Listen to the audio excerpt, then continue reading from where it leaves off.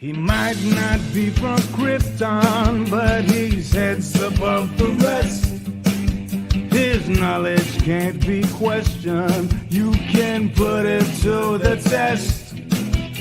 So if you want to hear the truth and have nowhere else to go, I'll give you the solution. Just tune into his show and just kneel before Zod. Kneel before Zod. Kneel before Zod. Kneel before Zod.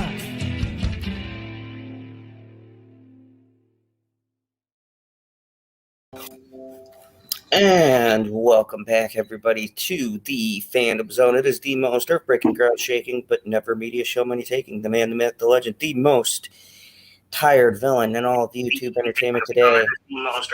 So sorry. Mr. Zod. And boy, if I sound that annoying. Oh. I didn't realize my volume was up. I am so sorry. Start over. Oh no, I'm all about one take. So, you know, if I mess up, even if it's live, I just say whatever and I roll with it. You know, I should just say fuck it because honestly, if you guys notice, had a little issue with my monetization. So some of my streams for the next week or so won't be monetized because I'm going to be working some stuff out. When you share a name with someone and you both try to monetize, it's a big tangled mess. So I had to actually turn off my monetization to help this person out, who I'm not going to say their name or I'll give away my real name, but anyone who's been here probably knows who they are, but they have to monetize. So hopefully they put that all through. Geekocile Tendencies, what's up? Janie Davis, good to see you. Jay, you don't count. You're here. There's nobody in the chat, so I wanted a comment. Sorry. How is everybody doing? We are back finally, hopefully on a continuous schedule to talk about writing because we both have had personal stuff. If you guys don't know, nothing too serious.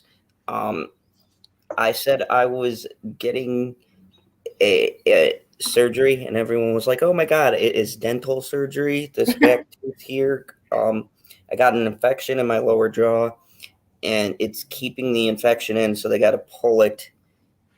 And yeah, so that'll be on Monday of this week, which will be so fun. Oh, it's gonna be a blast. Oh, does that mean we can't stream on Monday? So we're not gonna be consistent. I mean, we'll see. It could be fun me streaming. I don't have to set it up. I can't guarantee I'll be very coherent, but it'll be fun for you. Yeah, let's do it. I'm game. I'll set it up. Yeah. You set everything up, and we'll see how I sound on pain medicines. Geekocile Tendency says it's you've been gone for a week. I thought you were recalled to Krypton. Yeah. I've I took a bit of a break off. I had some things I had to take care of, and you know, now I'm gonna be back on a consistent schedule. You know, doing some different things. I'll be doing late night talks tonight. I'm also starting to do some gaming here on YouTube as well, because apparently my program streams on YouTube better than Twitch, and I'll be doing Twitch stuff. But when I want to use my camera, I have to go through YouTube. So I'll be doing some Five Nights at Freddy's streaming on my channel, and then Walking Dead and stuff like that. I don't know. I'll see what strikes me. I've been going back in time. If you guys don't know, I've been going back in time and playing Telltale games. So I might play the Batman live. It's like a choose your own Batman. We'll see. YouTube won't hit me for games I play, but everything else content wise. So yeah, that's always fun. Well, now it's my turn to say hi. Just messing Yes. with you. And with us today, we have the lovely Jay. How are you doing? Say hi to all the good people, because I'm rude. No, it's I'm okay. so rude in the morning. And we missed each other, so you're just like, yes, we're gonna just do it. I'm good. I disappeared for a while there too. I had, let's just say, I was standing in the middle of my life as everything burned down around me, like some warrior survivor queen. Like, picture Khaleesi after she had her dragon babies in the fire. Let's just say that's what my life looked like for a moment there. You know, I would have so enjoyed that reference had I not seen the end of that show. Right, exactly. And George, if you're listening to me, I know I'm just a small channel. If you're listening to me, George, I'm waiting on that book. Don't you dare die before those books. If I have to live with just D&D's stupid ending. If you guys thought I ranted before, I mean, God forbid, something happens to George before he dies, I will resurrect him for that answer. I will literally go, I will travel to another country, get some black magic voodoo, and be like, Zod, is it worth your soul? Yes, it is. Okay. This man promised me 10 years ago an answer. Yep. Sorry. No, you're fine. If you didn't know, me and Pop Culture PB a long time ago, actually, when we initially started this channel. So, funny and true story. When we started this channel, me and PB's original rants were Game of Thrones, and they got spicier as we went on. But originally, we started with our hope for season 8, and then eventually everything we hated about season 8, and that's kind of how we progressed the channel along. And that's actually where me and Pop Culture came up for the idea of late night talks. But we first ever came together over how much Game of Thrones sucks. Yep. That was like, Yep. that was, so there you go, everybody who loves Pop Culture PB. We first started over our mutual disdain for the final season of Game of Thrones. Mm-hmm. Yeah, it was my brother and I. We actually spent 10 years of our lives watching this stupid show, and then my husband watches it for like a year or two, and then we all joined together for season 8. Yes, it was a dark time. It was. Nico remembers. He was on my channel. He was one of my first subscribers. He was on the channel while me, PB, and Stevie J Raw, we were all together ranting about how terrible it was. And Yeah. Janie, yes, the show was a massive F up. The books, because if you read the book, I don't think it's going to end the same. They took out a lot of things from the book, which I understand why. And I think that's what hurt the show at the end. And they took out a lot of fantasy subplots to ground it, which I understand. But then that means at the end, they didn't leave themselves any room to where the book could go versus where the show could go. Right. And it was just so funny. I remember that day. I'll never forget that day. It was like my brother, my husband, and I, and we're just in the living room. When the show ended, it was just so quiet. That was the same feeling. I actually got my mom into the show, and we would watch it together. And then I had watched the final season. I'm like, Mom, you won't believe this. I'm like, you sure you even want to watch it? You could just stop at season 6 and say you're done. I mean, that's where I personally choose to end it. And everyone goes, well, why season 6? Well, season 7 kind of leads to 8. Yeah. So I don't want to stop there. But season 6, Cersei wins. I could live with that. Past that, like, people say season 5 is where the writing went down, and I tend to agree. You can kind of see where there's a shift. But I like the Battle of the Bastards, and you know, that's like one of my favorite probably battles put to screen. So I would logically choose to end it at 6. And plus, Cersei is one of my favorite characters, and I love when she blows up half of the septum and Yep. half of the square to destroy her enemies. Yep. She was like always one of my favorite characters, and Yeah. then she does absolutely nothing in season 8. It's just so, and that really leads us into writing, Yes. because that shows you how terrible, as far as maybe conceiving something from scratch, they were, and how much there's a difference from when you have to write Mhm. something yourself versus having something written for you and drafting it onto screen. And Yep. you know, I've worked the end of the movie end and films and things in general. I understand that one in itself. Kudos. It's a hard industry, and you have to have some know-how in writing. So you can have the concept of writing, but when you're adapting someone's world, Yeah. and then you're ended with asking two people who don't know what your vision is to end your vision, which what I'm going to assume is like a cocktail napkin full of notes. That's Yep. the joke that's going around. Because fucking George, he was probably on an island drinking some Mojito. a mojito, going, okay, guys, this is like a rough idea of where I got the ending. Here you go, have fun. So, Nico, to answer your question, I am monetized. I had to turn my monetization off and then turn it back on a little bit later, because two people with the same name monetizing creates an issue, and Google goes crazy. So don't worry, guys. They didn't come to censor me. It's just a bump, which is actually great, because these next couple of streams, I don't have to worry about what I say. Yep. That'll be nice for the next couple of days. Pros and cons. Pros and cons.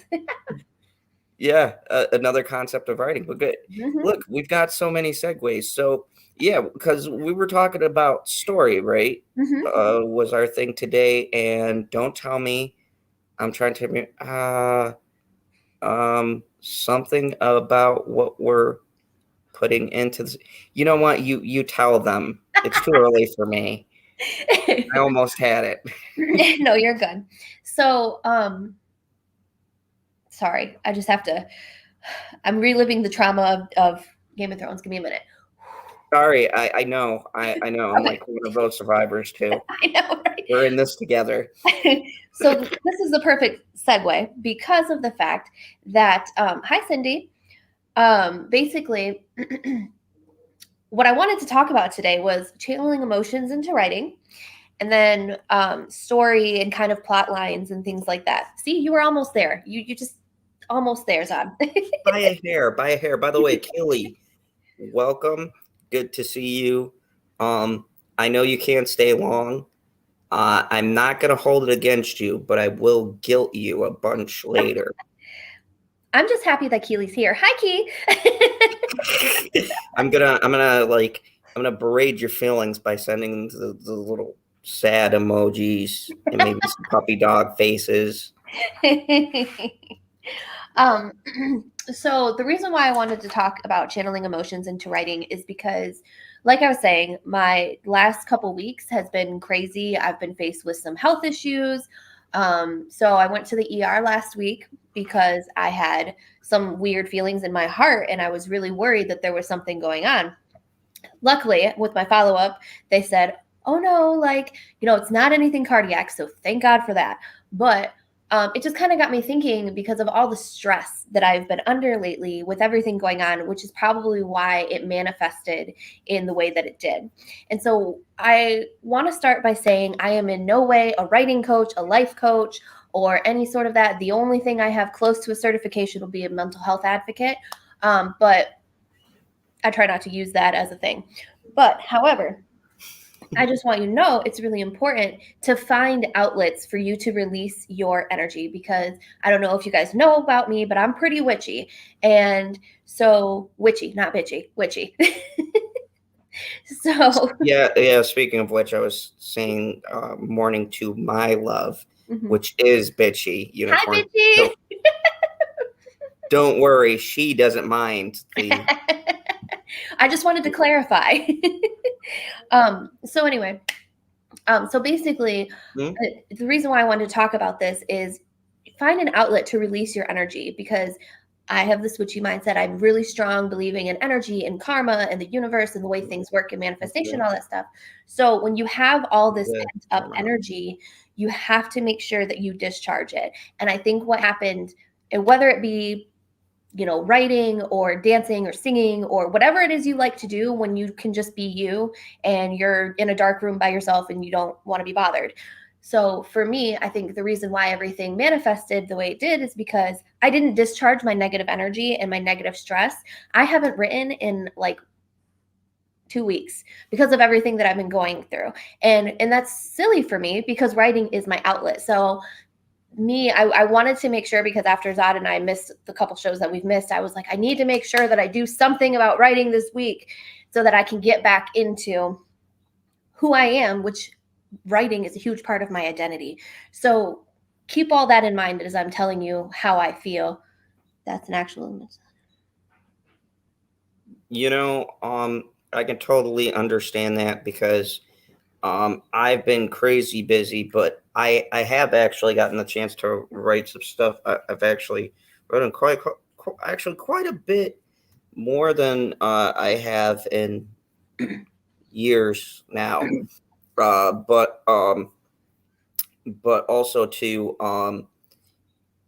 I have also been playing a lot of games, and if guys don't know, I'm a little bit of a gamer nerd. I grew up. Yeah, which you know, and we were just talking about that actually, and I've been thinking of different things to do on my channel as far as games go. So my outlet has been that, and I understand that when you have so much stuff going on, and this is for everybody watching, because here during this show, these are the kind of things we talk about, because it's not just the writing too, folks. It's also these are different things that all go into writing. Your health, your well-being, the emotional state you're in can greatly impact what you're going to do as far as work, how you feel about your work. And it's actually one of the reasons why I'm enjoying doing this. I know we've been away from it for a bit, but I've enjoyed doing this segment because besides just ranting, people get to see the other side of me, which is a little bit more of a serious side with some joking, but it's also, I knew you'd stay. I dog joke always works. But it's also,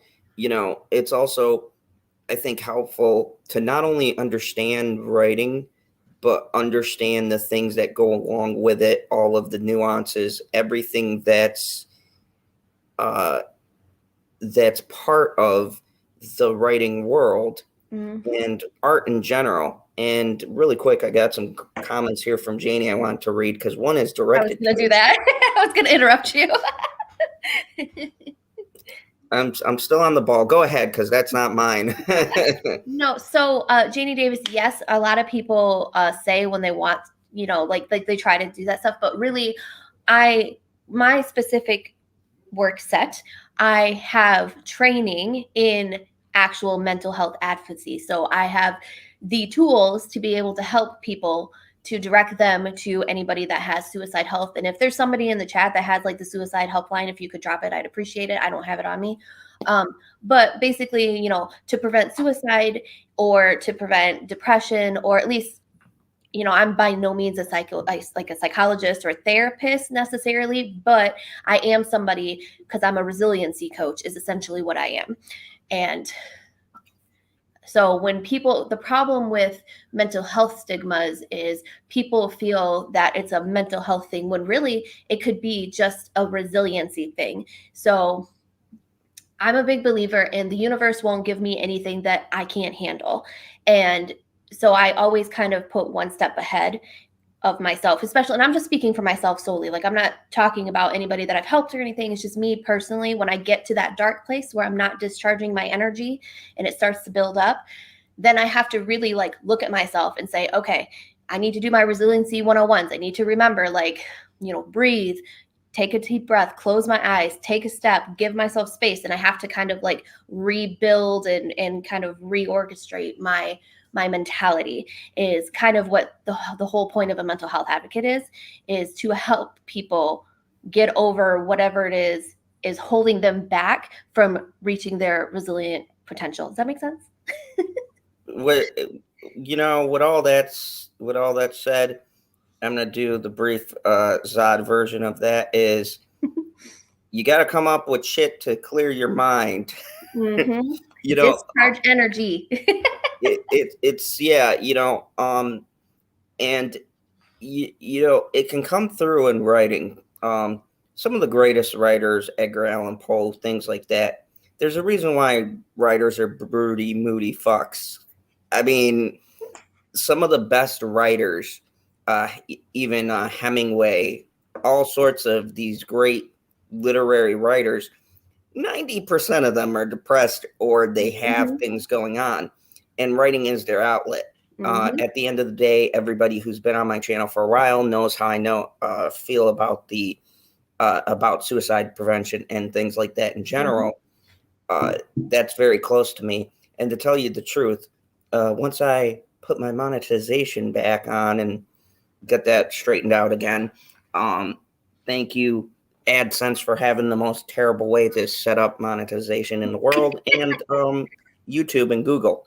Way to go. Keep on screwing over content creators with the same name. But anyways, it's really funny.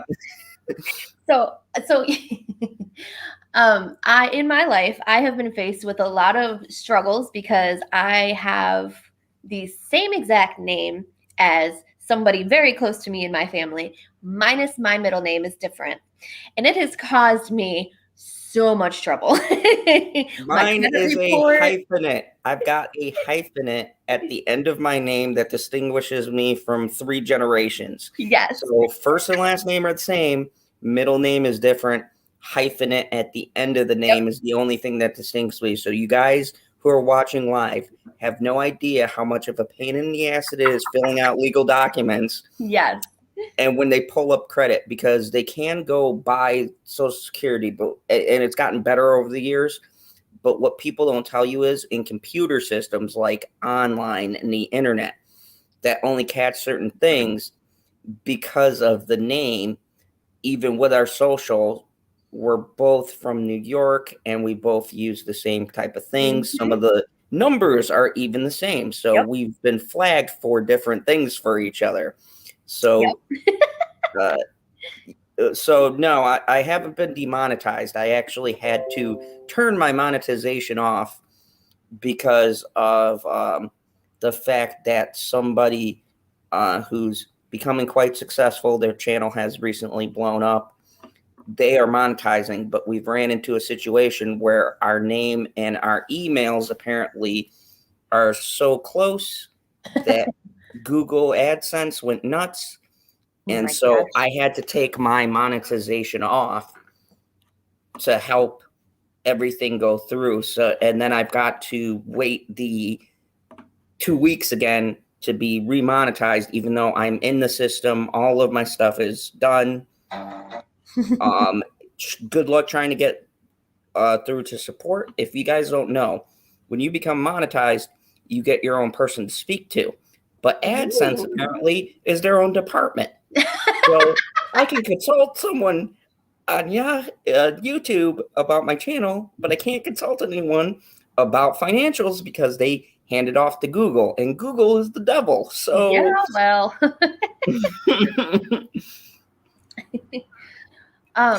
But yes. So yeah, I just thought it was funny. You keep talking about this and I'm just like, I know. I'm so sorry. It really upsets me because, but you know what I'm going through because of the same name thing. It's been a pain in the ass my whole life. Like even when I went into the classrooms and stuff, everyone would be like the 4th. that sounds so awesome, like royalty. I go, no, it's not. It's confusing. Before my So much grandfather trouble. passed away, rest his soul, all three of us in the room, when they would say our first name, three people would look. It was confusing. Yeah. And then when we had uncles with this, I think two of them had the same last name. So you had to say everyone's first name. It was ridiculous. But we both, me and my father, have our first name. It's no surprise. I know no one here is going to try to like do anything stupid. So if y'all hadn't figured it out, me and my dad share our first name. So when we're in a room together, it gets really confusing when they call us and they have to go, oh, so they called me junior, but technically I'm not a junior. So, So that and then worse. and then my father's like, well, son, you have to have a son so we can continue. I go, do you want that poor kid to have the fifth? I mean, honestly, do we want to really do that to What are you, British royalty? And that's the thing. I don't have a castle I don't know about. I wish I did. I'm waiting for some rich monarch to pass away and be like, oh yeah, by the way, you were always royalty, like Princess Bride. It's not happening. Yeah. Let me get James Davis says at Mr. Zod's Phantom Zone, YouTube only responds when you can support on Twitter to gang up on it. Oh yeah. I totally agree. I can't tell you. There's a content creator called Josiah Rises, and I actually helped him once. He's been pulled down twice for stupid reasons. Things he was covering against some tech people who were connected to YouTube and Google. Imagine that. Yeah, and imagine that. And they pulled his channel. So when he got pulled, we got in touch with the people from that time, and it was a big mess that was not his fault. Yeah, Dean Jacobs, I used to run with that group back in the day before I decided to have independent thought. That's a discussion for another day.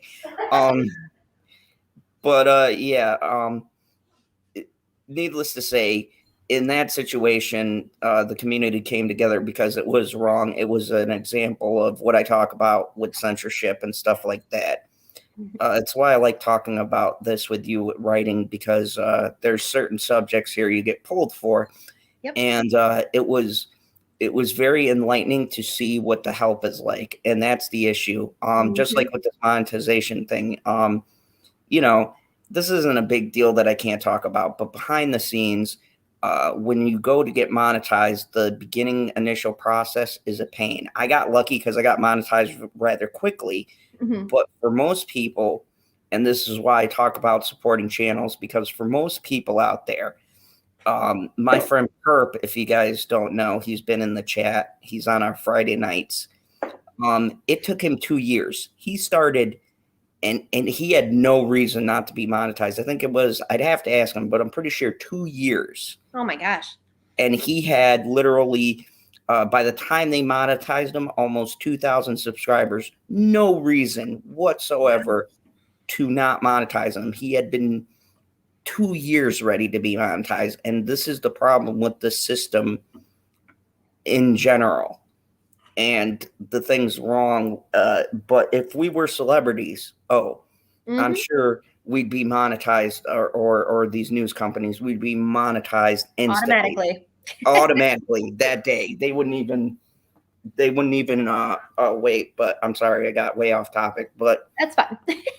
A little glimpse into why we do what we do. And I hate saying, join the channel and all that stuff, but it really does help content creators, because us smaller channels that you guys enjoy, real people who really talk to you guys. I just hit 80. Yay. Oh, which, by the way, congratulations. I meant to say something. Yeah. We have to get you to, at least 100. At least. I mean, you got such a great channel. So, thanks. And you're a lot happier than me. I'm going to start telling everybody I'm everybody's favorite protagonist. That's what I'm going to do. Since you're the villain, I want to be the protagonist. I mean, it's a good counterbalance. Yeah, I don't think monetization wasn't for everyone unless you get big. Yeah. Well, Janie Davis, if you talk to my friend Husky was back in the old days, we like to call the Wild West of YouTube. He got monetized in an era where it was like 60 people, I think, or 100 people, and you can get monetized. The good old days. Yeah, he was actually monetized. When they switched it over, they pulled his monetization without telling him. I would be livid. Oh yeah, yeah. They pulled his monetization, and you know he was legitly back in the day a monetized person, and you know they pulled his thing, and when they pull your monetization, your videos don't get pushed as much. It was really shady, and maybe I'll do a whole stream on this, and got way off track. But yeah, passion and writing. None of this has anything to do with what we were talking about, but here on the channel, I'm like a squirrel and I get distracted by your guys' great questions. So no, I think it fits in really nicely. I mean, especially with us like channeling our emotions and kind of thinking of content and stuff. And, you know, my channel, when I started my channel, like I love it. Yes. And I would love to get monetized or even just get a bunch of, people following me for a change. But really, the reason why I started my channel was A, to talk about my writing, and B, to kind of sprinkle some like life lessons in there. I don't know if any of you guys watched my trailer that I created the other day for my channel. That was kind of fun. But I really like the idea of putting, life lessons mixing with my content of writing and talking about where I am on my writing journey and sharing with people like you, wrong way, like you, and stuff like that, because I want to get more authors around. I want people, we're creative people at the end of the day. Janie had a really good comment earlier where she was talking about actors and how, let's see where to go. Yeah, actors, writers are usually people who need to create for their own trauma. And yes, 100%. I can tell when I look at all my old writing, speaking of, I have something to tell you guys here in a little bit. When I look back at all my old writing, I can see exactly where I was in what stage of my life for every single project I've started. And it's really, really weird. Some of it gets real dark. Some of it gets real bright. And I feel like you hit it on the head, Zod, earlier when you were saying that a lot of people, especially writers, have a lot of, things that they're dealing with and stuff. And I always, this will sound funny, but for those of you that watch Lucifer, I always think of myself as Ella, how she's all bright and everything, but she's like a lot of darkness. And, and that's 100% true, because the difference between having a bunch of darkness in you, harnessing it and using it for positive output versus getting drowned in it is, I would always take the step to harness that darkness and channel it into something so that I can be proud of what I'm doing and also release all that negative energy like we talked about earlier, because writing is, and I always tell people when people are having a lot of issues, it doesn't even have to be like, writing a story. But if you're really angry at somebody and you can't figure out how you want to communicate, I always tell people, okay, write a letter to them. And then at the end of it, you'll see how you feel. And if you're over it and you discharge all that negative energy and you're fine and you find that closure in that project or whatever, then that's good. But then I also always say, like, if you want to just let it go and move on, write it down and burn it, because it'll disappear and you can let it go. And it's a physical manifestation of discharging your negative energy. Does that make sense? Yeah, I remember for any of you who came from the era that I did when CW actually made shows, there was a little show out there. I know everyone's going to laugh, but you know what? I need my Stefan in my life. I used to watch the Vampire Diaries and then the originals. I don't care what anyone says. After Twilight, we needed a win. That was, for me, one of my favorite shows to watch. In the originals, probably one of the best, and I will fight people to this day, one of the best season finals I watched was the originals. And they did this thing where Klaus was dying for, I think, like the 5th time this time, but for real. He was dying, and so they did this thing where they took things that were personal to them and they burned them as and you bringing that up reminded me of this. They burned things as a remembrance towards his life. It was one of the most emotional episodes. I'm not gonna lie, I was an emotional wreck watching this final, especially the ending. Spoilers, but the show is like 10 years old or something. But the brothers wind up killing themselves. Elijah and Klaus wind up dying with each other and staking each other at the end of it, and they both like turn to dust and kind of blend together. It was, worked on multiple levels. But anyways, one of the saddest finals I seen for a show, and surprising because I was like, CW never kills their main characters anymore. So to see 2 main characters die simultaneously in the same episode was kind of something I hadn't seen up to that point. So, but the whole point being, there is a lot of significance in what you're saying, like that whole idea of letting go of your past. And that was what the show was about, especially towards the final seasons, was Klaus being at the end of the day, he was a villain. I mean, even though in that show he was more of an anti-hero, I use that loosely because he did a lot of terrible things in the show too. But he had a daughter, and that sort of changed him, and he turned into a person. I wouldn't say a really good guy, but more of a human, even though he was a vampire. And it was a good symbolic thing of that growth. And the whole season was clever because it was about letting go of your past and letting go of the things you did. And the fact that at the end of the day, a lot of people do a lot of horrible things, and you either carry those things with you, or you learn to release those burdens and unburden yourself. And it pertains to Janie, that's fair. A lot of people, I was a big Klaus fan. I love Klaus. Like I said, spoiler alert if you guys didn't know me, I love the villains. So when they said a villain was getting his own show, I was like, sign me up. It was good because the show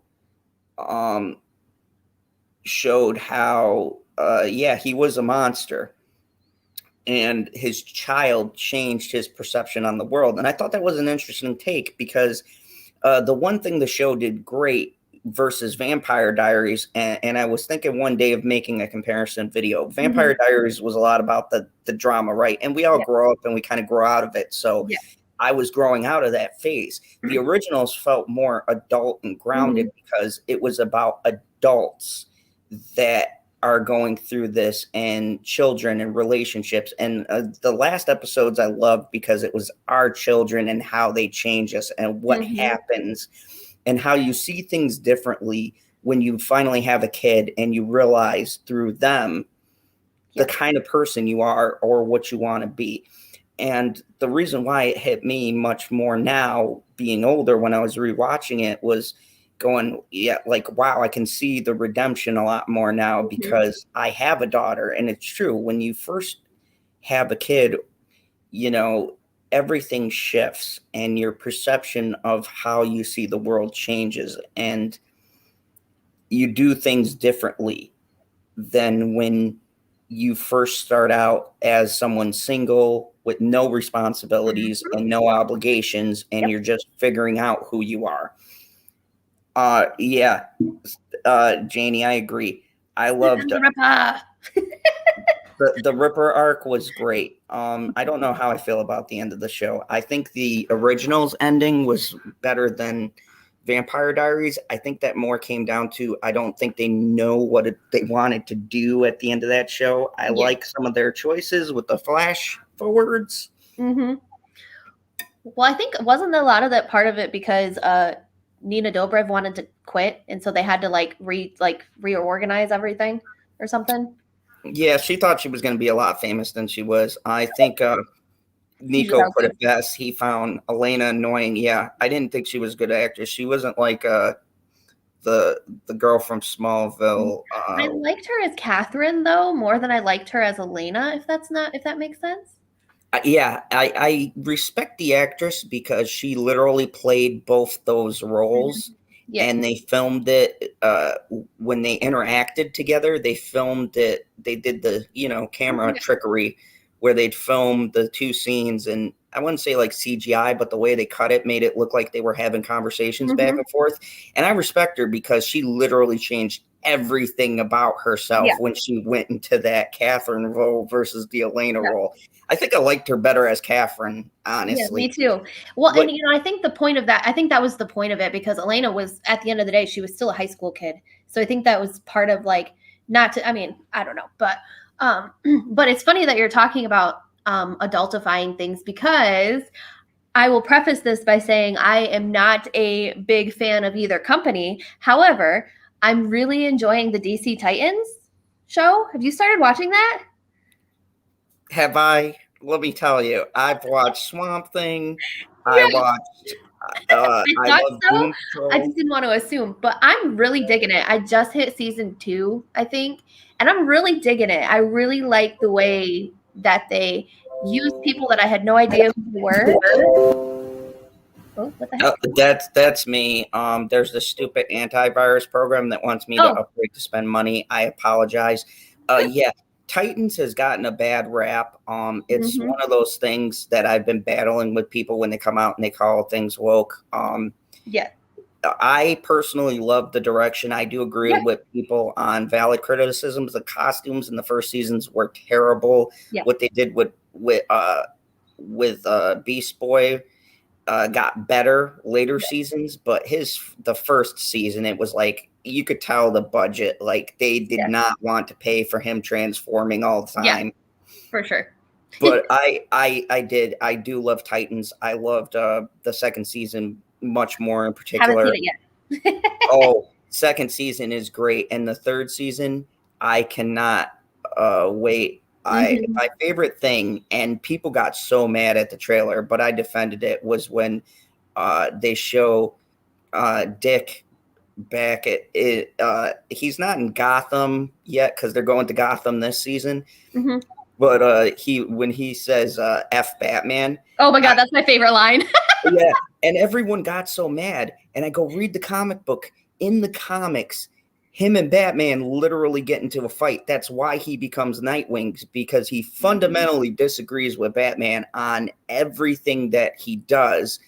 And the show captures that good because he does do a lot of the same things that Batman does because he trained him. And in those comics, in the first Nightwing comics, he actually is battling with being like Bruce. And their differences because Bruce was like a surrogate father to him. And so that was very well done in the show because that was a big storyline in the comics with how he kind of was trying to back away from that. And he did go overboard a lot of the times. And that was always his fear of becoming Batman. And at the end of the day, he does become his own hero. Right. But it was interesting to see Trigon. They again ran a little. I'm in love with Starfire, though. Can I just say? Oh yeah, I did not love with Starfire. Yeah. Starfire was like, Starfire. Everybody complained about, but I said, to be honest with you, they're making a grounded series, so making her orange doesn't make sense in the context. And the actress is very good. I think she. I know they went for Gretty. I would have liked to have more of the playfulness she had in the series, but I understand them. And I like her backstory of her being an escort. I found that interesting. I don't really know. I don't understand. Yeah, I think she's like an escort, which makes sense because of what they're going for. I don't want to spoil too much, but yeah. Yeah, I thought they did a great job with Starfire and her powers and how they showed them. Which brings us right back to what we've been talking about, plot points and storylines and, arcs and different ways to kind of channel that energy and see, they wanted something adultified. They wanted something gritty. They wanted something that was going to grow. And, and I honestly believe, not to sound full of myself, but I honestly believe that they did Titans the way they did it for us who actually grew up watching Teen Titans. Is kind of how it feels. Oh yeah, I totally agree. It nailed Teen Titans well. I think the only thing we had that was really good up to that point was the animated show, which was pretty dark. Especially when you get to the later seasons, I was actually surprised. But Cartoon Network back in the day was good about that because they had Adult Swim, so it was. It was very cool to see a young show, but it technically did focus on a lot of adult themes. Yeah. And in that cartoon, you could see there were episodes with Robin struggling being a leader and the things between the Titans, and they'd fight and stuff like that. I gotta say, I don't know if you got to it, but the cyborg they have in the Titan show, a hell of a lot better than the cyborg we got in the movies. Yeah. Jesus God, this cyborg, I look and I go, why can't we get this actor into the real DC movies? Because he plays the character so well. And I hate the whole argument of the racism thing, because it's like, no, we've got a comic book accurate cyborg. This actor is good. I just don't feel like the actor matches what the character is in the movies. Whereas this one, you have the relationship with his father. I like the whole, you haven't seen Doom Patrol, but in Doom Patrol, they dive into Cyborg's psyche more. And it's interesting because he wants to get away from his father. Right. And they show the relationship between Victor and his father a lot more in the show. And it's really intriguing because there's a point in, I think it's Doom Patrol season 1, where he shuts off his tech because he tells his father he wants to be his own man. And his father doesn't want him working with Doom Patrol. So he says, okay, you want to be your own man? I'll take your tech away. And he literally disables half of his stuff. Oh my God. His accounts.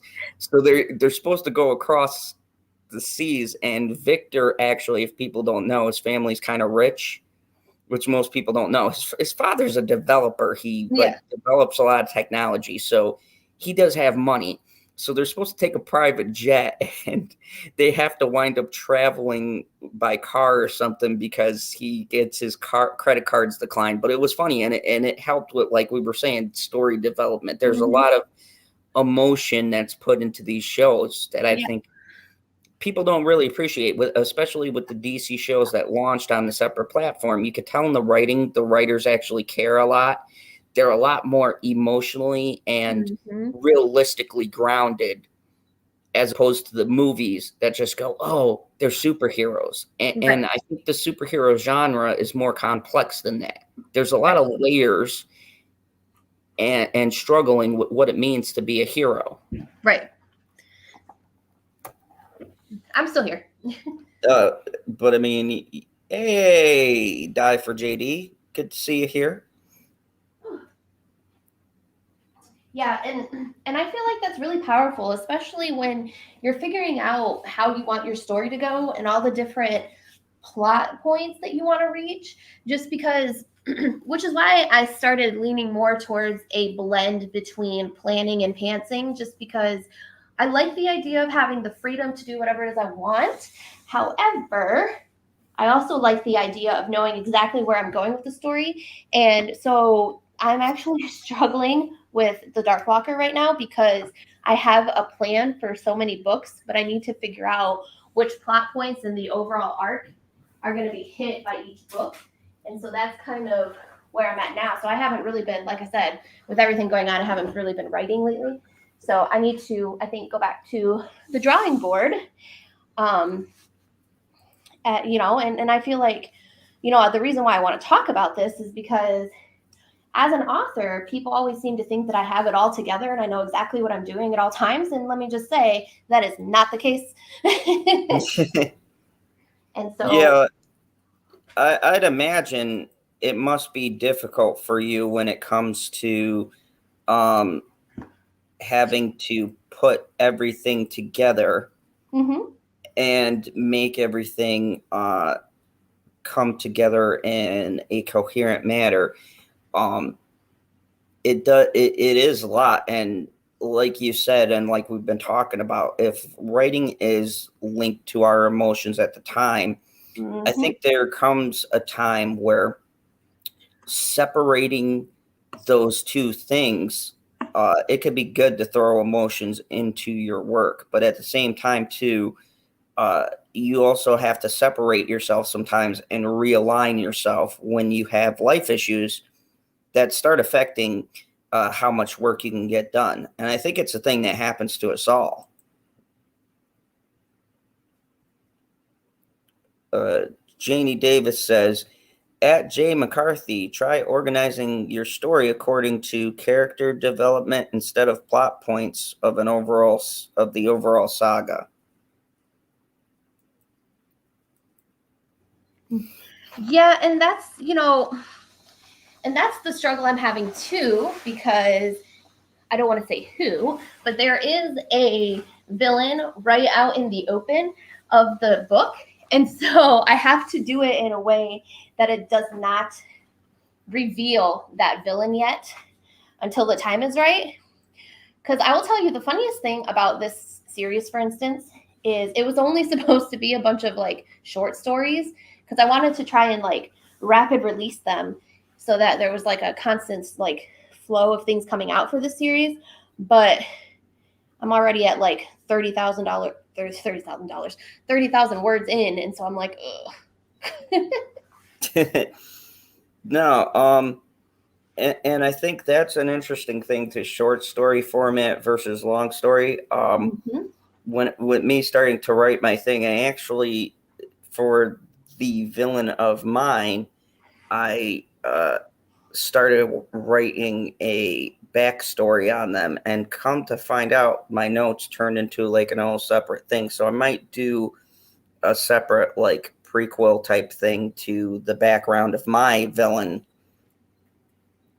which just materialized really out of nowhere. But I Right. found myself really in love with the villain I've created. And they're writing the background. I've started to get more of an idea of where the main story is going. Right.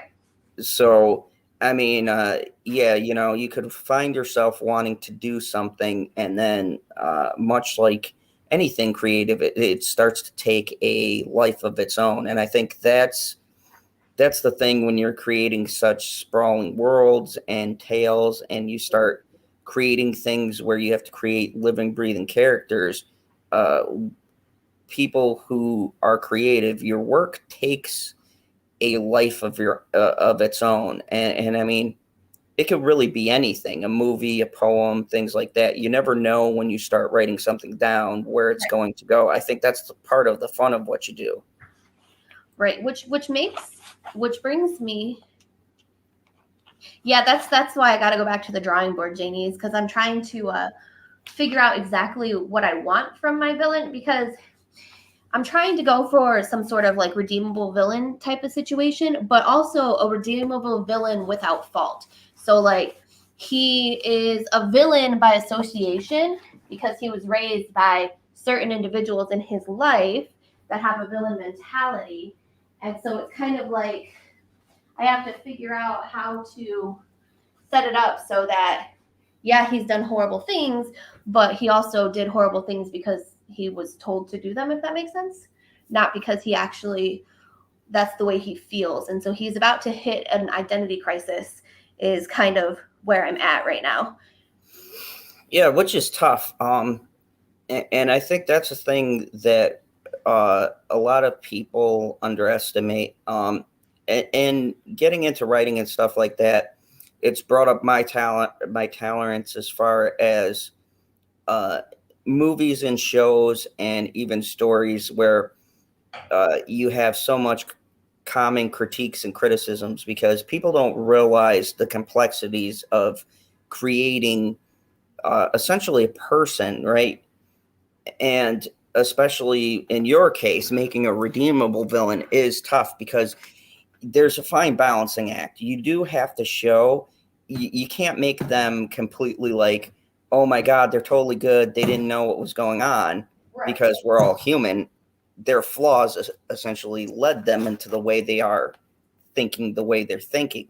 Yeah. And I think there's a saying, I can't remember what it's from, but I think it was Avengers Infinity War, where if you look at the character of Thanos, right, he thinks he's the good guy of the story. He honestly believes in what he's doing, and the best part about his character is, and I know there'll be probably some people who will be hitting that dislike and grabbing the pitchforks, but bear with me. He does have a point in what he's saying, right? His whole quest is to snap out half the universe. Right. And his logic behind it is, with half the universe gone, it decreases the population, which is population control, places running out of resources and space and things like that. And it's things we face in our world now. And he does kind of have a point, right?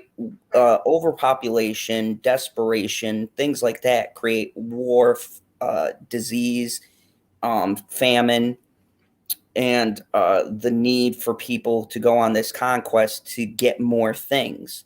Right. But at the same time, his quest is flawed, because by human nature, or nature of anybody, people or alien in the Marvel universe, right? Nobody is perfect. Everybody has their flaws. You can't just get rid of half of the universe, because you still got people who are going to be evil, corrupt, and try to take advantage of other people. Right. So, I mean, but every villain thinks that they're a good guy. In turn, there are people who are victim of circumstances, like in Harry Potter with the Malfoys.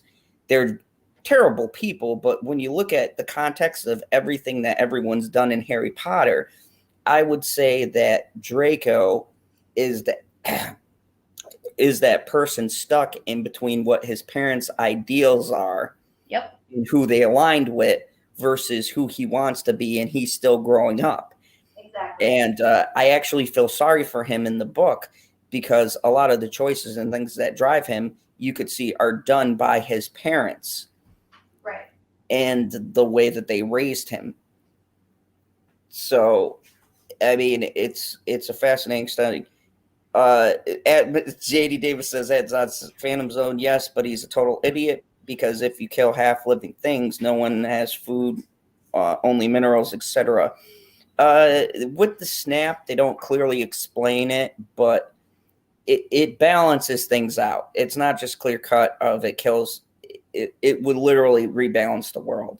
There is actually a valid argument in what he's saying. They didn't explain it well, because movies versus comic books, but there's and his motivations are slightly different in the comics. He actually wants to do it to impress death, because he's lived for thousands of years, and he's kind of got a weird relationship in the comics. Death takes a literal form of the female, and him and Deadpool are fighting for Death's affection.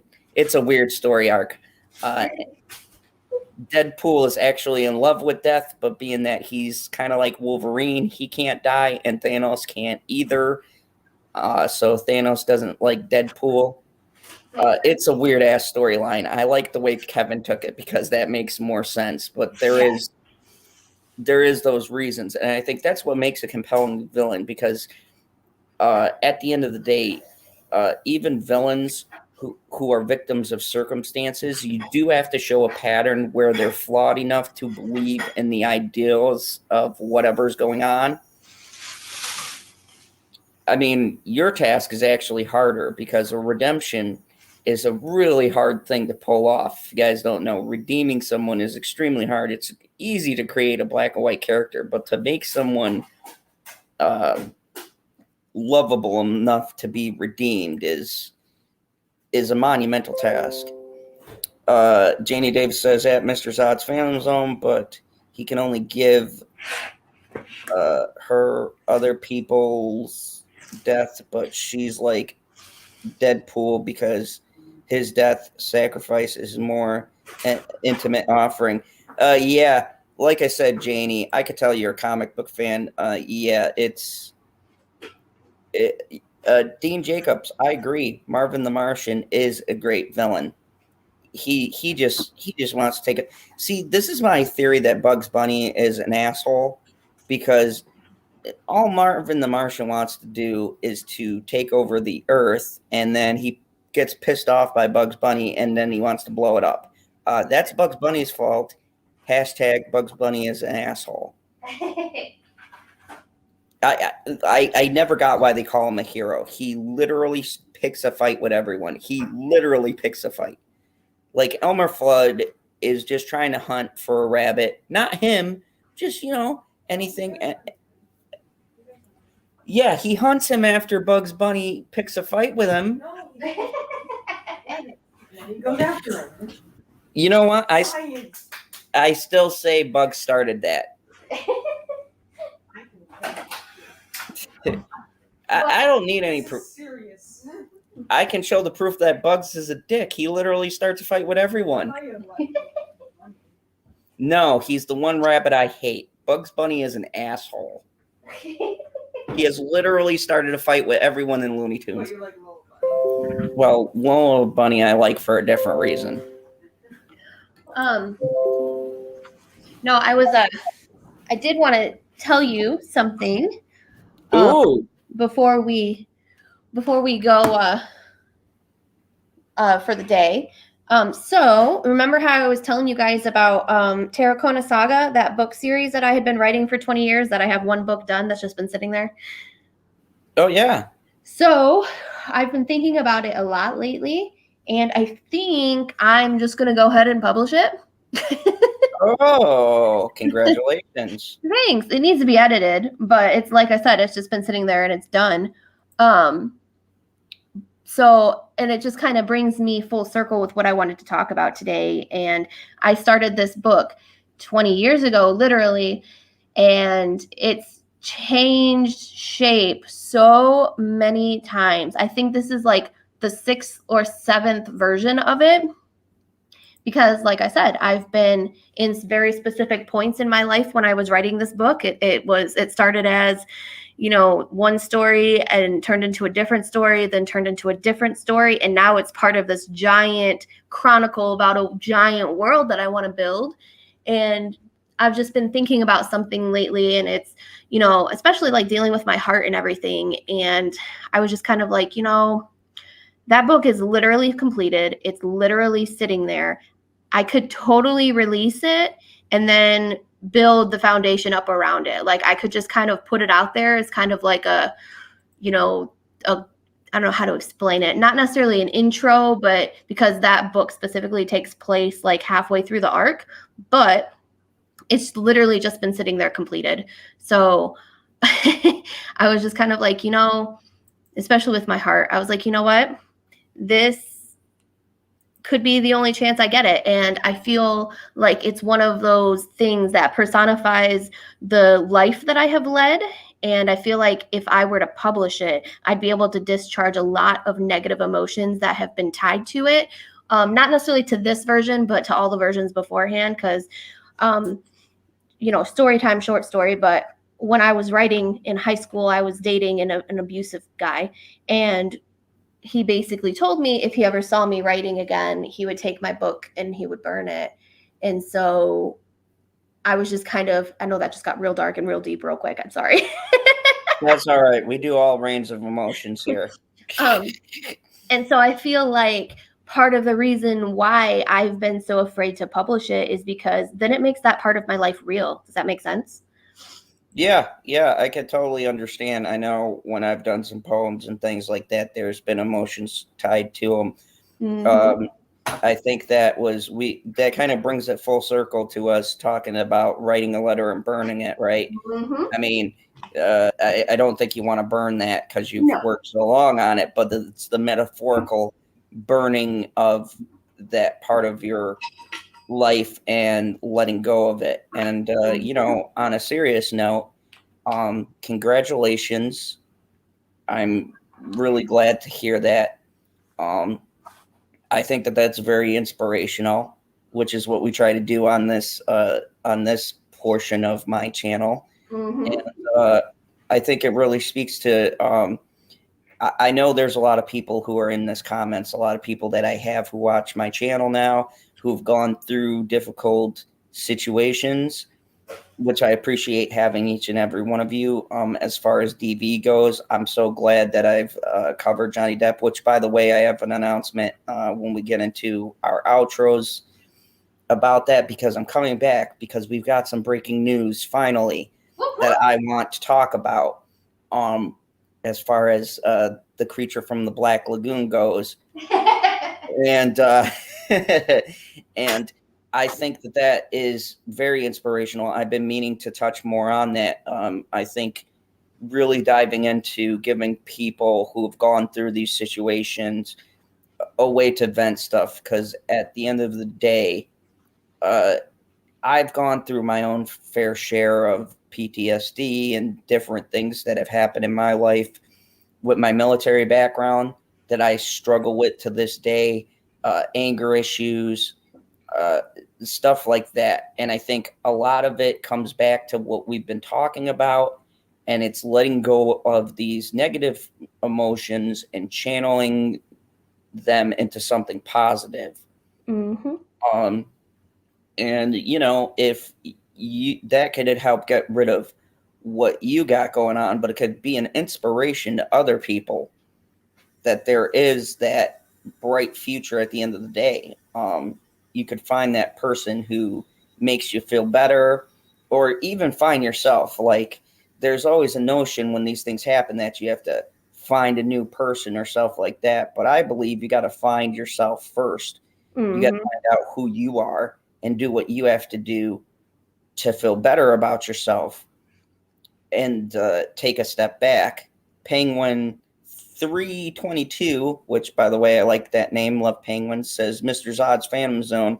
I agree with your take on Thanos, but you are way off on bugs. Would you not stop, Marvin? Not well. I'm going to agree to disagree. I can't stand bugs. He's still arrogant. I will prove. You know, I might release a video on showing how Bugs is an asshole, but I'll save that for another day. That would be a fun little video. I can't wait to see the comment section on that. No.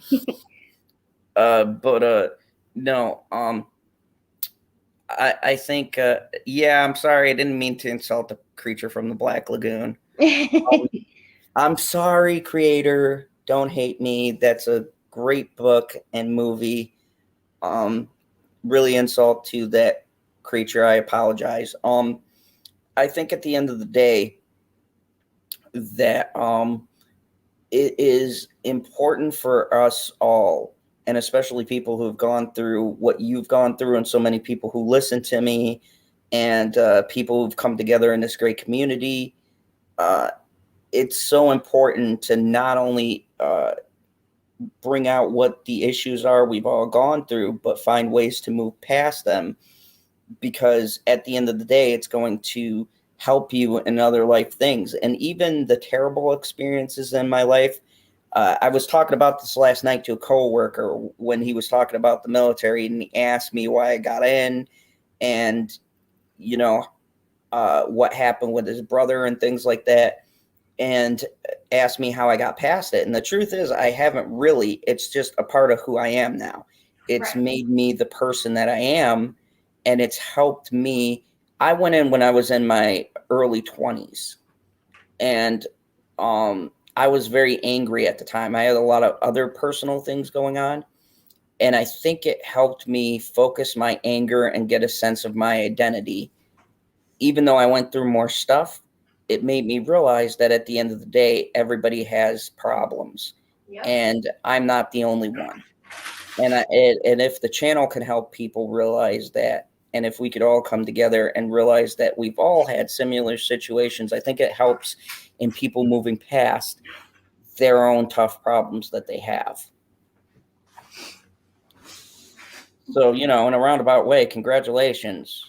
Thanks. And the book is called Deliverance, and I actually sent you a little picture, like a little promo thing for it.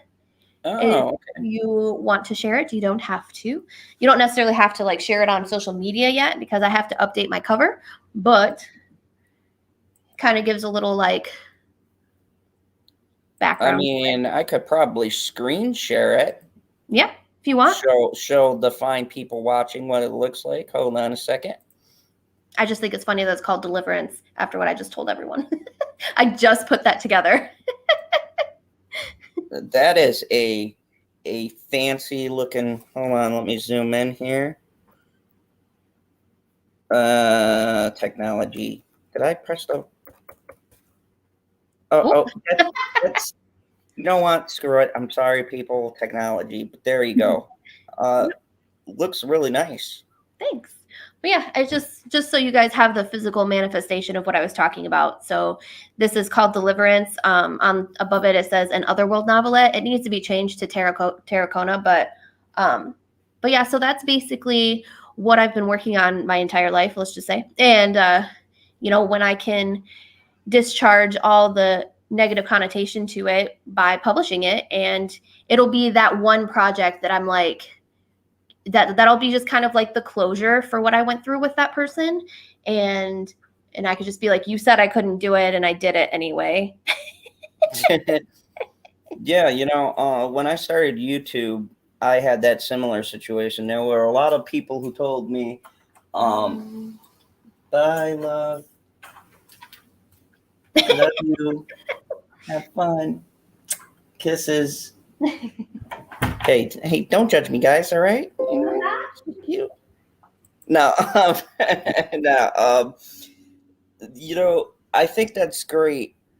That's a way to kind of get past that chapter in your life. Yes, Unicorn Cross and Janie. I think that's a great point because at the end of the day, there's been a lot of people in my life, especially starting YouTube. You guys know the story, but basically, I was told. At first, I was told I wouldn't be able to do it as far as getting on and just doing this, and then I was told that with my style, I wouldn't be able to do it because I'm too brash, and when I approach things, I gotta agree with people, and I chose to go my own path, and here I am. It took me longer, but it's it is cathartic to say, hey, at the end of the day, I got here doing things my way, the way that I wanted to portray myself. And I think that's important for people is that you should know no one should ever tell you how you can or can't do something. I mean, if you're talking about being an astronaut, yeah, there's a lot of things that probably go into that. Mm-hmm. But realistic goals, no. The only person who can stop you from being what you want to be is you. 90% of the time, the only person who's in your way is yourself. Even when it's like stuff like wanting to write a script or wanting to write a book. Yeah, there are those roadblocks of things you have to do and publication and stuff like that. But if you're really committed, I believe strongly that you can do it. And just the people on YouTube and us getting monetized and the way the community's grown, this depth movement and how people are all interconnected. We all would have never met each other without this movement. And people have said that this movement is crazy and things like that. But at the end of the day, when people get together and they put their minds to something, there's nothing that you can't achieve. Literally, history has proven what people can do when they work together and, they believe in what they're doing. Right. So it's just ridiculous. And I hope that person, whoever they are, realizes that, yeah, you did publish yourself. Mm-hmm. You are respected, and fuck them. Exactly. I mean, to be fair, I've already published 3 stories, but this one specifically is going to feel real damn good, which brings us to our outros. Yay! Yeah, so being that you have the shortest out of the two of us, what do you got going on? What's Not much. Like I said before, I need to get back into the swing of writing. It's been a hellacious couple weeks. But I still have Acts of Divinity out there on Amazon. I think it's still 99 cents if you want to read it. My story in there is called Dark Descending, which is a prequel to the Darkwalker saga I was talking about earlier. And I also have a channel. So if you want to check out my channel, you can. I have a nifty little trailer on there. I'm really proud of it. I'm really excited about it. But yeah, I don't really have anything. I'm going to be putting Deliverance into editing, and then I'm going to be updating the cover, and I might switch gears to take a break from the Darkwalker because sometimes you just got to walk away. So I might switch gears and switch to my other pen name. I haven't decided yet, which is Contemporary Romance, which I have like 3 books done on there that need to be edited and published. So are you seeing a pattern here? yeah. But I haven't decided. A lot's going to come after this weekend. Once I finally close up everything with my house situation, I'll be able to breathe easy to move on and start filling my life with more important things. Not that housing is not important, but I'm just ready to move on with dealing with what I've been dealing with my housing situation. And that's all I've got. Fantastic. And of course, tonight we will be returning with Late Night Talks. Also, Late Night Talks will be on Saturday. Yay! Because last Saturday I had to work, so we didn't do one. But PB had a great show. If you guys didn't check that out, go check out Pop Culture PB's channel. He had a great late night show. I wasn't able to be a part of because I was stuck in the mall, and our internet is spotty at best. We're finally getting it working, but it's a never-ending struggle. And also, I got some videos and projects I'm working on. I'm doing a massive undertaking comparing The Sopranos to Breaking Bad.